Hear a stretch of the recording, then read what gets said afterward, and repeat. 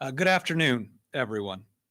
Moments ago, I declared a state of emergency due to the impacts from severe weather beginning last night and going through today. The weather event impacted multiple areas across the Commonwealth with significant damage reported in Mayfield and communities across Western Kentucky. This will allow us to better respond to the needs of the communities affected and open up state assistance to help those, especially areas that were hit by the tornadoes in December of 2021 and now having to go through this flooding as well. Just like every challenge we've faced, we'll get through this. We'll get through this together. We will be there. We will make sure that we're providing resources and help to help our people make it through yet another challenge. I've also activated the state's price gouging laws to protect families from grossly overpriced goods and services. Sadly, during these natural disasters and or flooding, what we see is some people trying to take advantage of people that are already struggling and have been impacted, and we are not going to allow that to happen. With the state of emergency in place, consumers in the Commonwealth can report price gouging to the Office of the Attorney General. Under state law, price gougers can be held accountable. Weather is still ongoing in Kentucky. This system is moving slowly. Up to 2 more inches of rain is expected in many parts of Kentucky through this afternoon. Thus far, actions taken by Kentucky Emergency Management. The State of Emergency Operations Center has been activated to a level 3. That brings in state partners to the EOC. So we have different members of cabinets bringing all the resources that they can bring to bear, all in the big room. That's what happens when we have a significant event. Being at a level 3 means this is a significant event. 2 Kentucky Emergency Management area managers have been mobilized to the area, specifically here, Western Kentucky. Swiftwater search and rescue teams statewide have been put on alert in case additional help is needed. Thus far, we have had 0 requests for state assistance, but we stand ready to help these communities if they need more than local first responders can handle. There are, to date, no reported fatalities, at least that have been reported to us. And at the moment, we have not received any reports of missing persons. So again, to the information that we have at the moment, no fatalities, no missing persons. Multiple rescues in multiple counties have been undertaken. We're working to confirm those numbers. We believe we have 5,791 power outages as of 11:55 a.m. Eastern Time. The highest total is in Callaway County. That's 1,400. Declarations by different counties. These are their local states of emergency. Graves County, written state of emergency, reporting significant flooding. Hickman, written state of emergency. Downtown Clinton's been flooded. City of Clinton has given us a verbal. Carlisle County, verbal. Cities of Arlington and Bardwell, verbal and written. What we have to date on counties, Ballard has roads flooded and 4 to 5 homes flooded, but the occupants have been reported as safe. In Caldwell County, we have wind damage to a few buildings. In Carlisle, Bardwell City Hall has been flooded. They had to evacuate 1 mobile home, and 2 large fuel tanks are in the flooded area. In Fulton, roads are closed due to flooding. In McCracken, there have been 4 to 5 water rescues. We're still trying to get a specific number. And in Marshall County, 2 roads are closed due to flooding. We also have had some central and eastern Kentucky counties that have been impacted. In Lee County, we have extensive road damage, and they're likely to declare their countywide state of emergency today. In Estill County, phones are out countywide, but ought to be restored later today. That's the information that we have right now, but everybody remember, if it's still raining and the flood waters are still there, be careful. We can replace stuff. We can repair buildings, but we cannot and should not lose any lives knowing what this weather is doing, the fact that we are not through it yet. So just be careful. Be careful. We'll be there to help with the cleanup. We'll be there to help get people back on their feet, but we want you there. So as we work through the rest of this weather event, be safe. Don't drive through currents. If you are in a safe area, just stay there until we fully get through the event. All right, I'd invite Commissioner and Lieutenant Bowling up to join me.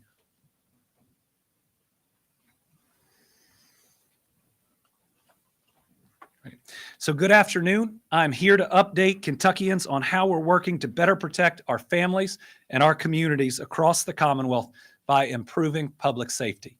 As Attorney General and now as Governor, it's always been a priority to make sure our families are safe and that they feel safe. Public safety is a cornerstone of creating a better Kentucky.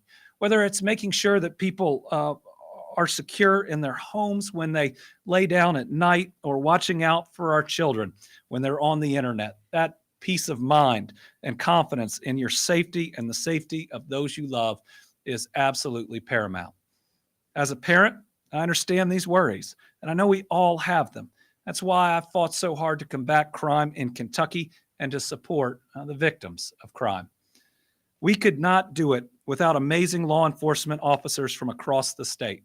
From local jurisdictions to our Kentucky State Police, Kentucky is safer because of their work and their sacrifices.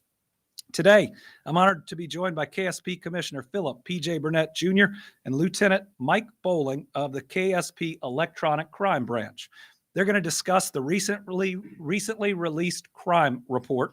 Then we'll report on new efforts to protect children online and enhance our 911 response. So let's get to the promising news.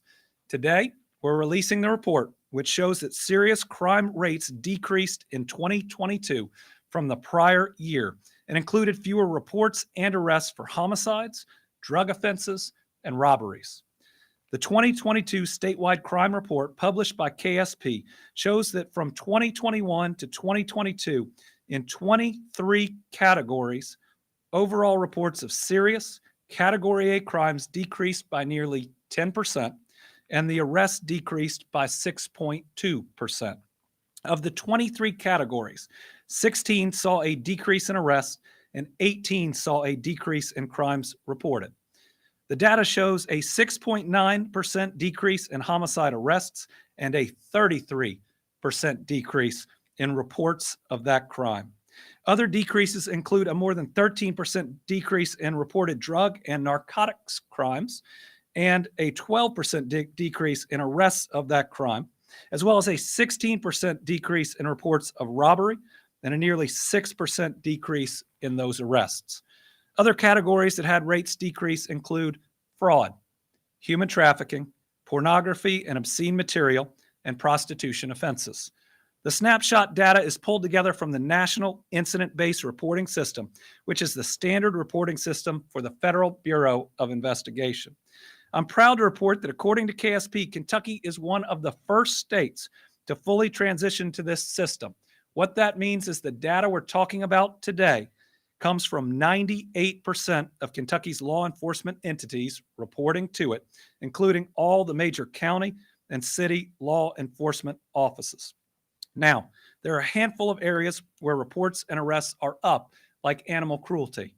KSP attributes some of the increase to a violation code being added and more law enforcement bringing the crime to light and making arrests. And like every crime, we will make sure that our state and local enforcement have the resources they need to fight back. This report is encouraging news that we are moving in the right direction. This is what is possible when we work together to build each other up and to do what's best for our families. We also see how our work to increase public safety is helping our families in other ways. Due to the hard work of law enforcement and folks in the treatment and recovery communities, we were one of only 8 states last year to see a significant decrease in overdose deaths. And due to the hard work of corrections and others, we have the lowest recidivism rate in Kentucky's history. We are also working to build off this positive momentum today by announcing new ways we're helping to protect children from online predators. Child predators commit heinous crimes that we will not tolerate in Kentucky. That's why when I served as your Attorney General, we arrested more child predators than anyone else had done in their terms as Attorney General. We trained thousands of Kentuckians to recognize the signs of child abuse and human trafficking, and we empowered them to say something and to do something about it. As AG, I established the Office of Abuse and Exploitation Prevention, and we worked with the Child Victims Trust Fund to provide grants to cover the costs of child sex abuse exams. Now, as governor, I'm continuing this important work with the help of KSP. Today, you're going to hear from Lieutenant Bowling with the KSP Electronic Crime Branch about his work. I'm proud to say the steps they have taken include improving their digital forensic lab to help catch more child predators. And since 2021, KSP has arrested 128 online predators. With this new lab, officers can now complete any type of digital exam in-house, which helps them make more arrests by quickly unlocking cell phones, computers, and digital media used by suspected child predators. KSP has also launched a partnership with Prevent Child Abuse Kentucky, one when I was AG we had with them, to provide parents free tip sheets on internet safety, cyberbullying, and gaming safety. These tip sheets are available at pcaky.org and have been distributed statewide to organizations serving families and children. A free online training, Electronic Crimes Against Children, How to Educate, Monitor, and Communicate Internet Safety is also available there, meaning any parent whose children are getting online can go and learn tips to better protect them. Because let me tell you, having chased these predators for my 4 years as AG and now watching KSP do it, there are an ocean of child predators out there online at any moment. So knowing as a parent how to set different parameters up, how to monitor what your children are doing is absolutely critical. Now I'd like to invite Lieutenant Bowling to come up and talk more about these efforts and discuss their partnership with the National Center for Missing and Exploited Children's Take It Down initiative. We're proud of him. Those 120 plus arrests mean our kids are safer, not just at night, not just during the day, but even when they're online. Lieutenant? Thank you. Again, my name is Lieutenant Mike Bowling. I'm the commander of the State Police Electronic Crime Branch and also commander of the statewide Internet Crimes Against Children Task Force.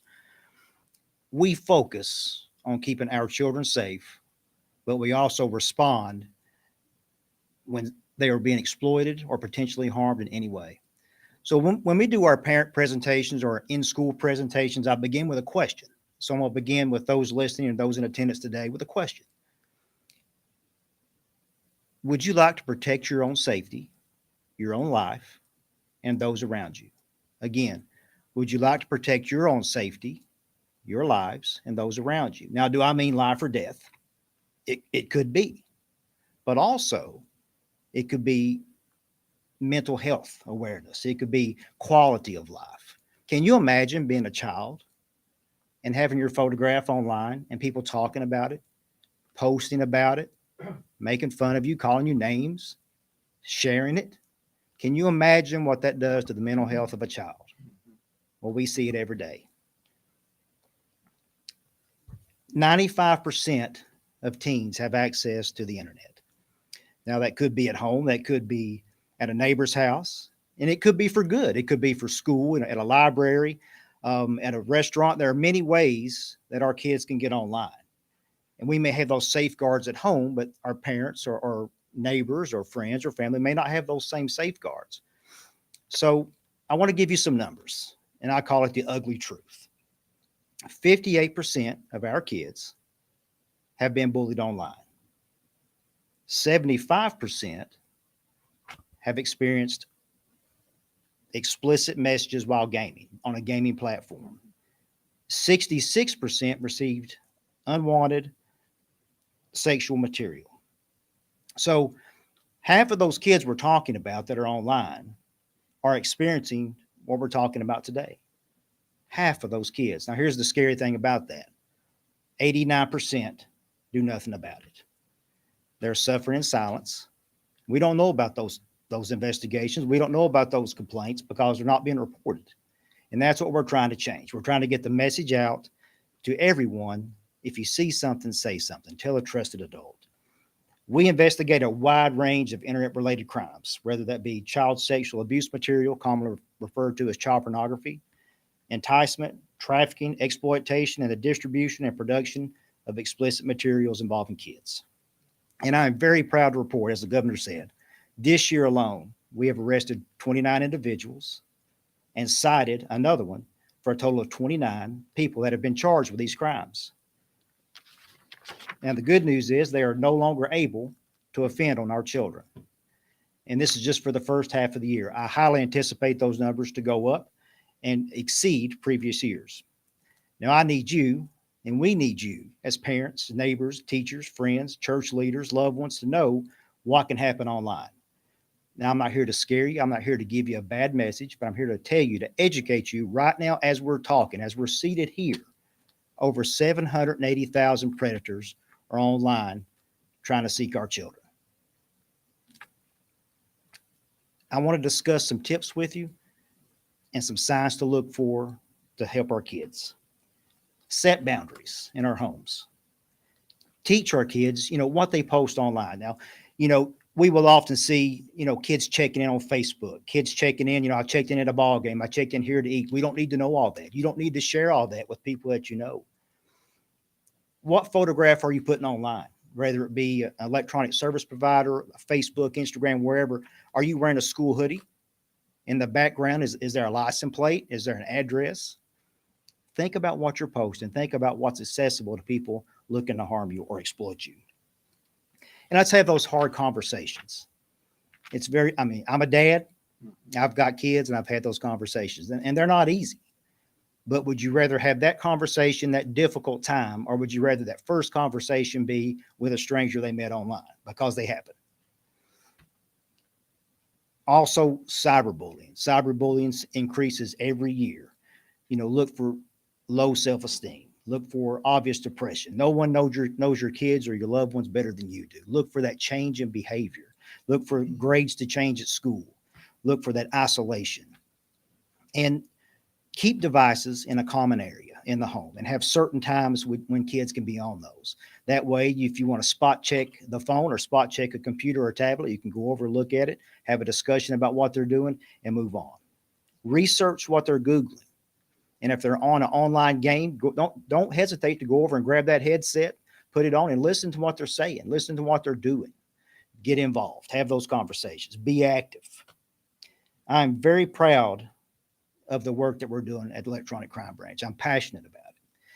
And so far this year, we have put a considerable amount of time and money into our forensic laboratory, where now, as the governor said, fully self-contained. We can process locked cell phones, we can process computers, tablets, also vehicle forensics or infotainment systems we can do as well. We are totally self-contained. And another service I would like to talk to you about that started in December of 22 is the Take It Down, offered through the National Center for Missing and Exploited Children. You can access this service by going to takeitdown.necmec.org. And I'll go through that one more time. takeitdown.ncmec.org.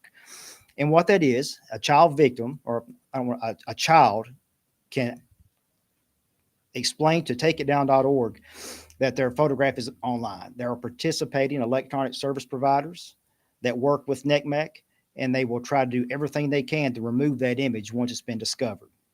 So it helps remove nude, partially nude, or explicit photographs of underage kids.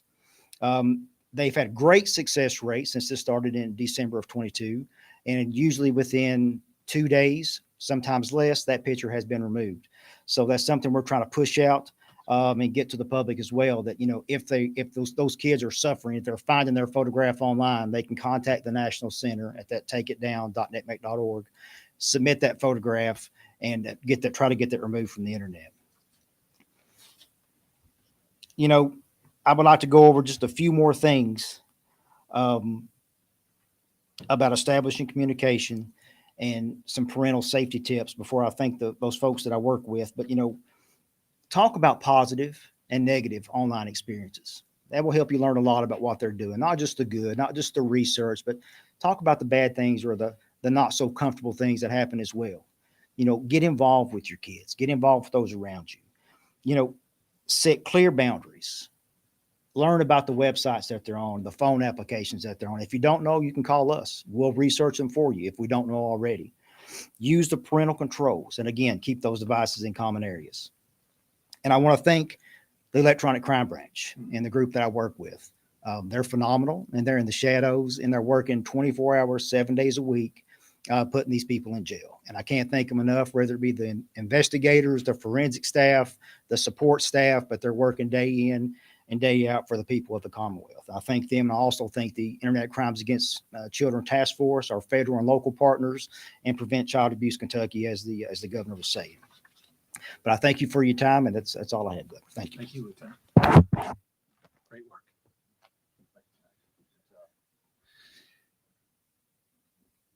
So, as Lieutenant Bowling was saying, if you suspect internet crime against a child, please contact the KSP Electronic Crimes Branch at 502-782-9769 or call any KSP local post.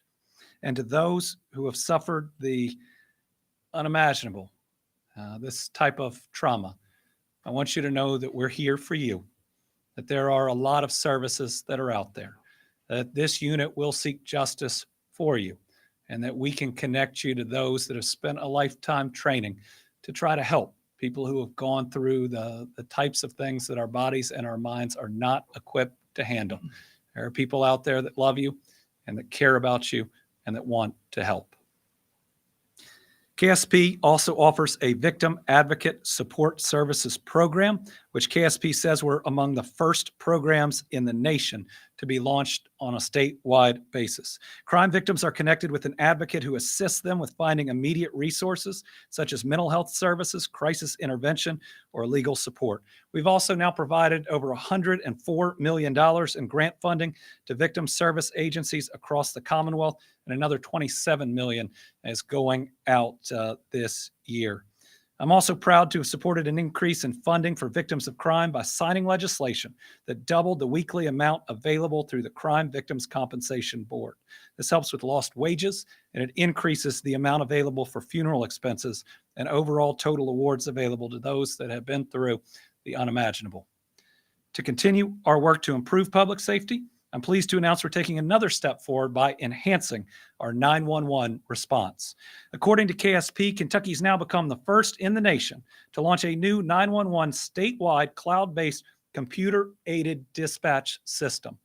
KSP dispatchers now have a stronger ability to respond to 911 calls and non-emergency calls by communicating with a caller via text message, including with 34 different languages and using specific location technology. The new service allows callers to dial 911, and then a text can be initiated by a dispatcher if the caller is unable to speak or needs to be quiet to remain safe. Upon the caller accepting the request, the text can share their location. So KSP can now access the individual's real-time latitude and longitude coordinates to know exactly where these individuals are that need help. The new technology is helping us better serve and protect our Kentucky families when they need it the most. I'm proud of KSP's efforts to strengthen public safety by becoming the first in the country to launch this new system that will improve responder safety and reduce response times. Listen, this is the type of cutting-edge work that KSP does. It's why I was proud to recommend and ultimately secure that $15,000 raise, I think the largest single raise the state police has ever seen. It stopped a flood of retirements. We're seeing more applications to our classes. We need more troopers, and certainly our numbers are starting to go up. But when you look at this crime report in 2022 as compared to 2021, you see that they are professional and that they are effective, and the more of them that we have, the more work we can do to reduce crime, the more kids we can keep safe, the more initiatives like this new 911 response system that would allow someone that maybe fears for their life and is worried about being heard to communicate and to send their exact location to our troopers. So now I want to welcome KSP Commissioner Burnett, who's doing a great job, to speak a little bit more on all this good news. Thank you. Thank you, Governor Beshear. Good afternoon. Each year, Kentucky State Police releases the Crime in Kentucky report. We've been able to track the submission of this report all the way back to 1978. And today we are releasing it for the 2022 statistics, crime statistics. I do not want to duplicate all of what Governor Beshear said with data, what he previously said, but there's some things that I do want to highlight as well that I think law enforcement should be proud of. In 23 categories, overall reports of serious Category A crimes decreased by nearly 10%. This reported data indicates a 6.9% decrease in homicide arrest and a 33% decrease in reports of homicide. Also, a 16% decrease in reports of robbery and a 5% decrease in those arrested. Just want you to know, any single report of homicide, my apologies, any single report of homicide, robbery, or other violent crime is too many, but it shows how law enforcement in Kentucky have worked so hard to bring these numbers down from 2021. Welcome statistics for Kentuckians and especially local, state, and federal law enforcement entities who partner on a daily basis to maintain law and order in Kentucky. But we understand crime still exists, and that's why we consistently look for new technology, equipment, and new methods to be able to combat crime in Kentucky, to improve public safety, to make Kentucky a better place to raise a family or to launch a business.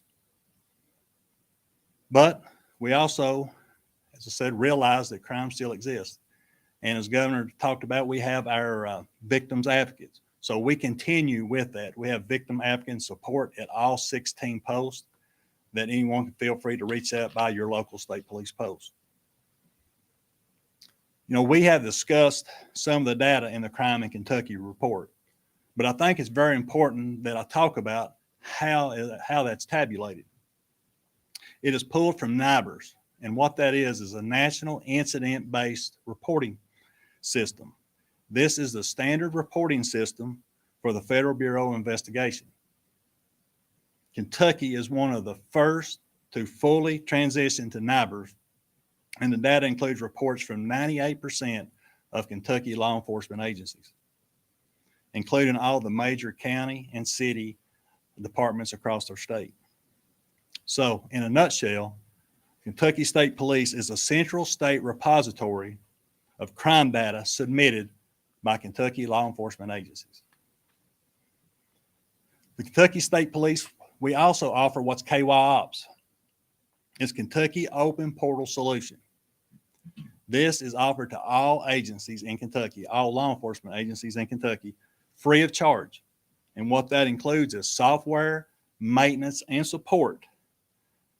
By doing this, this allows us to obtain accurate and timely crime reporting.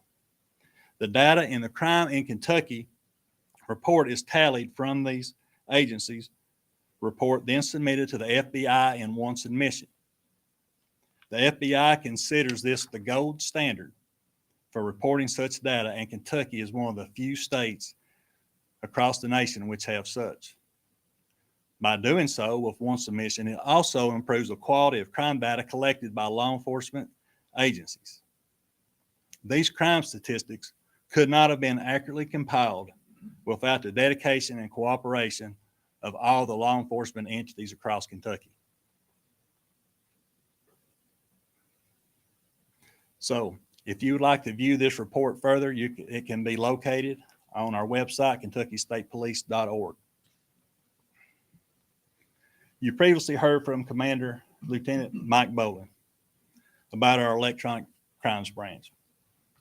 I want to commend him and his entire staff for what they do, for what partnerships they have created with over 25 Kentucky law enforcement agencies across Kentucky that are part of the ICAC task force.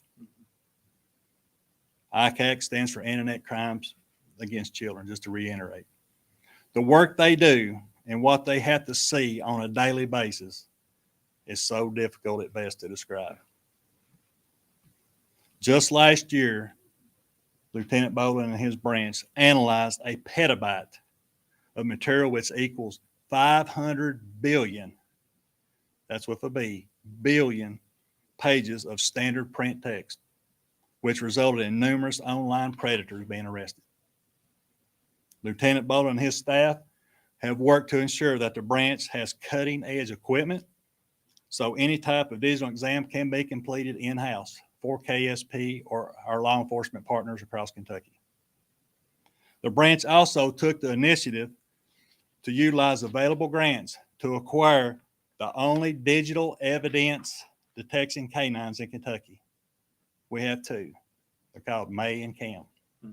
So far, they have a 100% success rate, and they also can offer emotional support for our youth who unfortunately may have been victimized. Lieutenant Bolin, thank you and your staff for what you do every day. As the governor said, another initiative that KSP has put forth to be on the cutting edge, to be looking out into the future, is a new 911 CAD system. CAD stands for Computer Aided Dispatch. We are the first agency in the nation to launch such a statewide cloud-based system. KSP and 52 other agencies, which include law enforcement, fire departments, and emergency medical services, who we dispatch for, will be connected to this new system. This will enable KSP to share critical, timely information with those agencies as well, while also improving efficiency and enhanced responder safety. We also look for numerous other agencies to join in that type of CAD system as well in the near future. And yes, this system will provide a text function if needed after a 911 call has been placed by a citizen.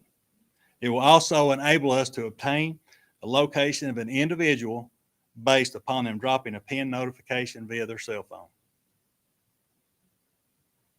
KSP personnel Jimmy Madley and Jimmy Kitchens and others within the agency have worked tirelessly on ensuring this new CAD system is the best for KSP, its partners, and the citizens of Kentucky. Also, this 911 system, by allowing it to share information of a CAD event, instead of a telecommunicator having to contact each individual to respond to a certain situation that time could be of the essence, they can send out a notification that will notify them by text, telephone, or email. That saves a lot of time. It has a coordinated effort, and that will be a great tool going forward for our agency. So in closing, for 75 years, the Kentucky State Police has protected the Commonwealth's communities, families, and children by collaborating with local law enforcement to create a safer Kentucky. While we are proud of the work done by law enforcement to decrease serious crime rates, there is still work to be done, and KSP remains committed to ensuring Kentucky is a national leader in public safety and a great state to call home. Thank you. Thank you, Commissioner. Thanks, sir. Some absolutely incredible individuals you've heard from representing law enforcement throughout the Commonwealth. I want to give them my sincere thanks for their work in 2022 and the work that continues today. Thank you for looking out after my children and everyone else's. We are grateful for you.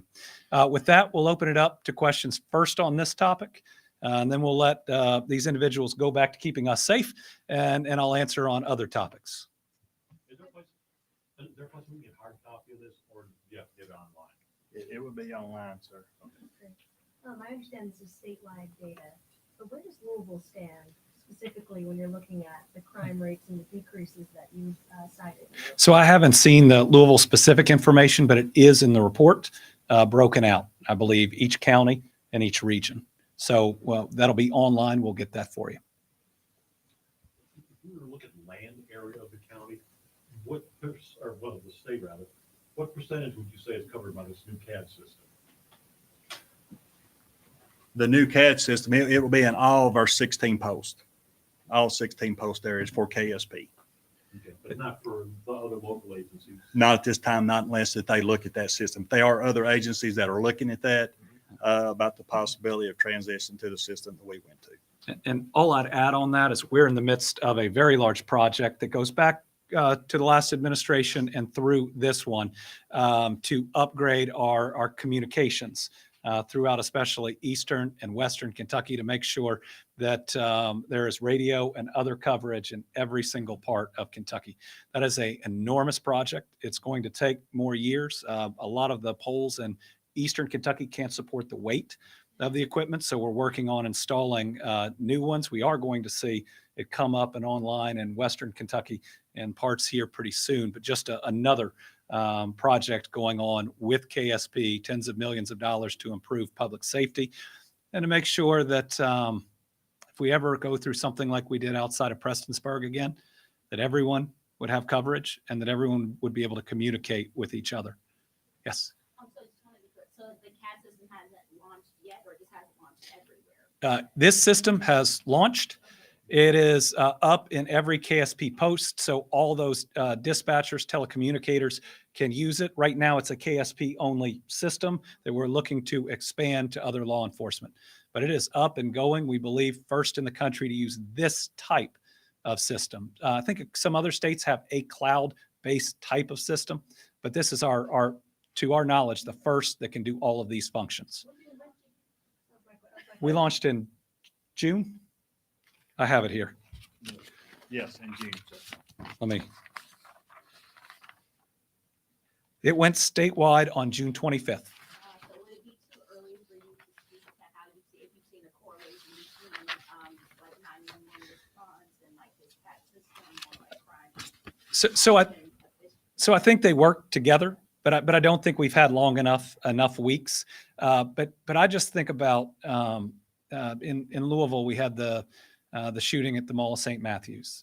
And I had two friends that were in that lockdown and in one of those stores. That's the type of situation where if you don't know where that shooter is, you're concerned about speaking out loud and identifying where you are. This is the exact type of system that you can communicate as well as let the authorities know exactly where you are. Right. Can we ask you a couple questions about how Louisville is doing right now, Commissioner, with KSP? How's that relationship going? Also, when it comes to body camera footage, is that partnership going to continue for the long haul? Can you talk a little bit more about that? We have a good relationship with LMPD. Chief Villarreal and her, we talk about the different requests that the LMPD has or that we have. So we have a good relationship. We do continue to work the officer involved shootings there based on what manpower that we have, if we have available manpower. So there's nothing that has changed there, but again, we have a good relationship. Any requests that they may have, we try our best to tailor those based on what personnel we have. How is staffing with KSP right now? Do you have enough? Do you need more in certain areas? We need more towards Louisville. Yeah, we need more. We need more. But we are really a lot better than we were 2.5 years ago. We were down in the 700s. August 11th, we will graduate 51 troopers, cadets that will be out in the field, and that should put us up hovering around 940. Which is the most we've ever had in our history has been 1,006. So, but with our expanded duties, like with the personnel we have in the electronic crimes branch, what we have in our CERT, which works officer involved shootings and other critical incidents, just how our mission has expanded over the years. Yes, we do need more.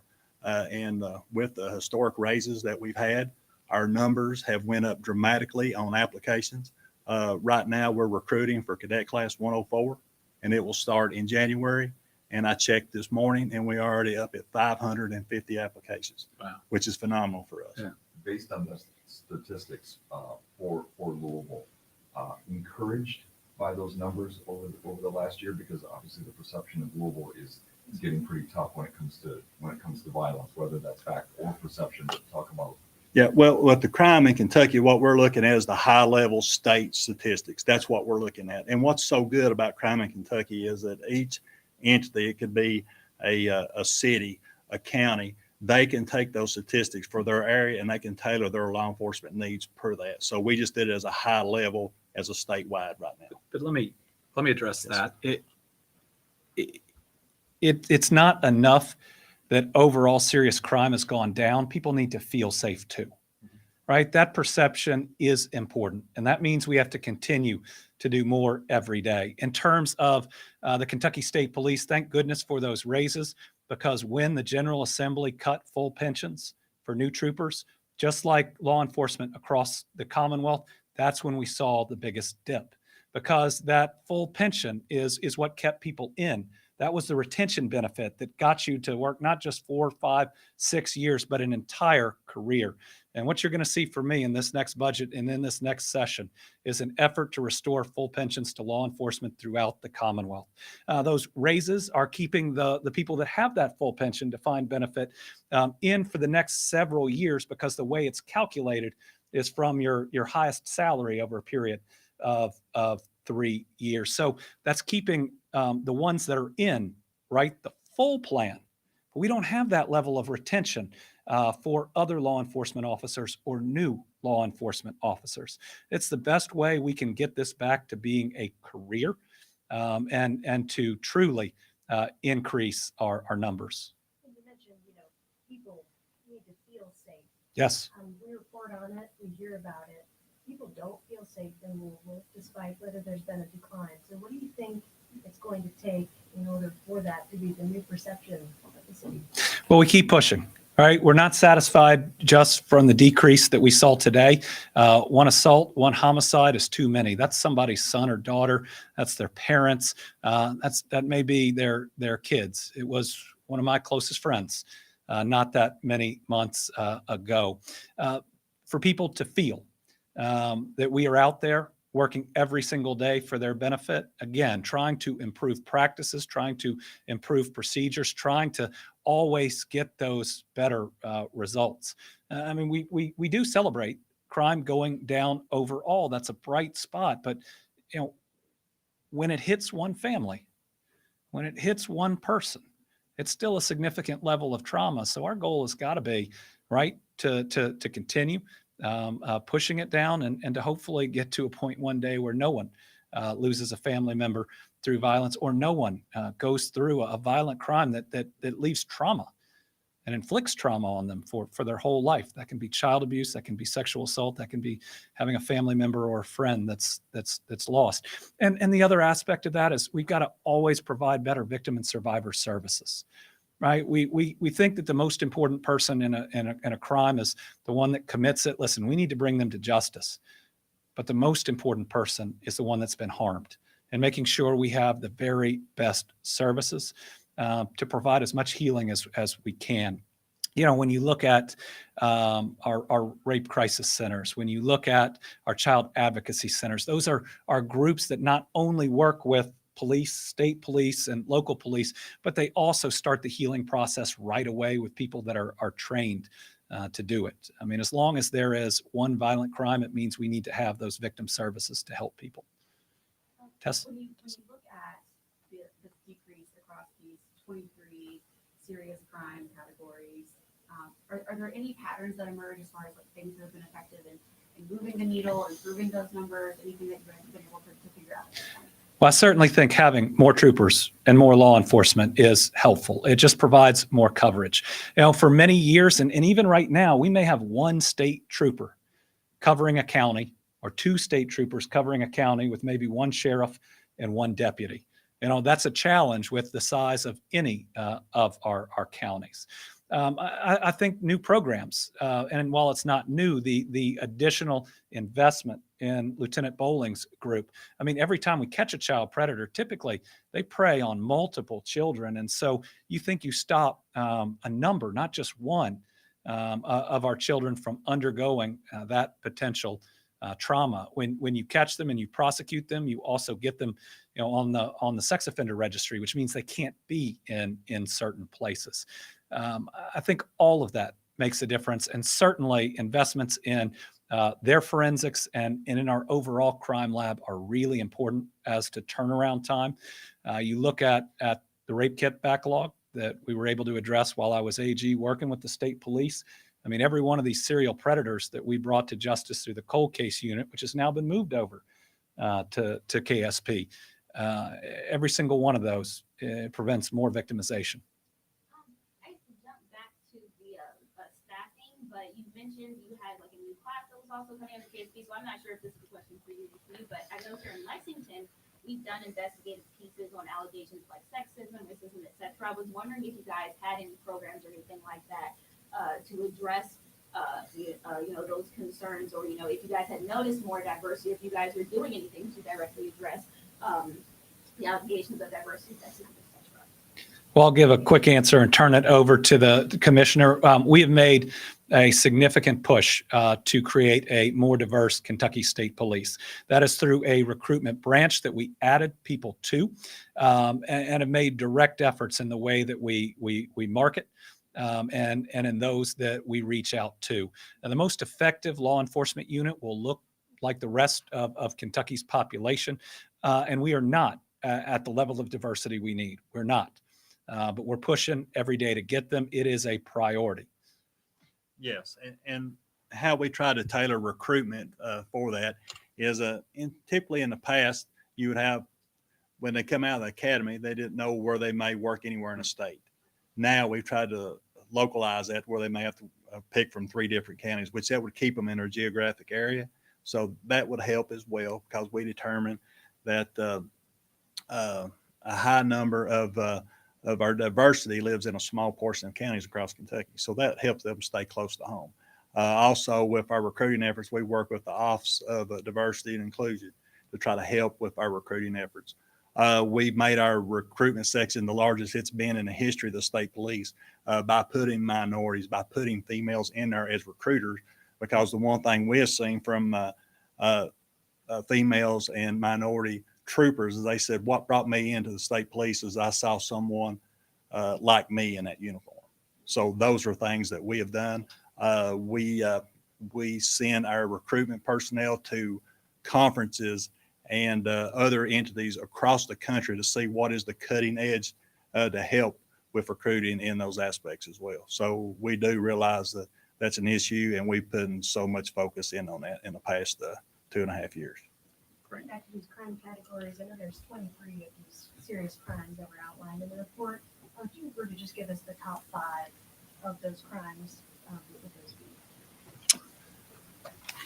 be? Could you Well, question again, For please? example, I don't expect you to list all 23 of the Uh-huh. crimes. but You can just mentioned give us 5 that Murder stand and out robbery for being the ones you were most focused on. Yeah, and any sexual offenses, human trafficking, assault, anything that we consider a type of violent crime, those are the ones that we try to put the most emphasis on. Great. Yes. Thank you, gentlemen. Thank you, Governor. I appreciate it, Lieutenant. All right. Questions on other topics? Tom? I'd like to go back to Fantastic. the flood situation, if you will. Have you requested National Guard call-offs yet? And are you anticipating asking for a federal disaster declaration? So too early to know on the federal disaster declaration. We haven't received a specific request yet for state assistance from the communities. So right now we wouldn't reach the threshold for the National Guard being needed. Tessa. As you have probably heard, Daniel Cameron has selected a member of the state legislature as his running mate for governor, State Senator Robbie Mills. Do you have any reaction to that? Well, I don't like to answer political questions from the podium. What I will say is that as a legislator, Robbie Mills led the effort to pass a sewer bill that would have stripped the earned retirements of every teacher, police officer, firefighter, social worker, every state, city, and county employee that was made a promise, and he was willing to break it. In fact, after I got that sewer bill declared unconstitutional, he pushed then Governor Matt Bevin to call a special session to take a second try at ripping away those pensions. Now, what that means is that Senator Mills is anti-teacher anti-worker, and anti-law enforcement. All right. Thank you all very much.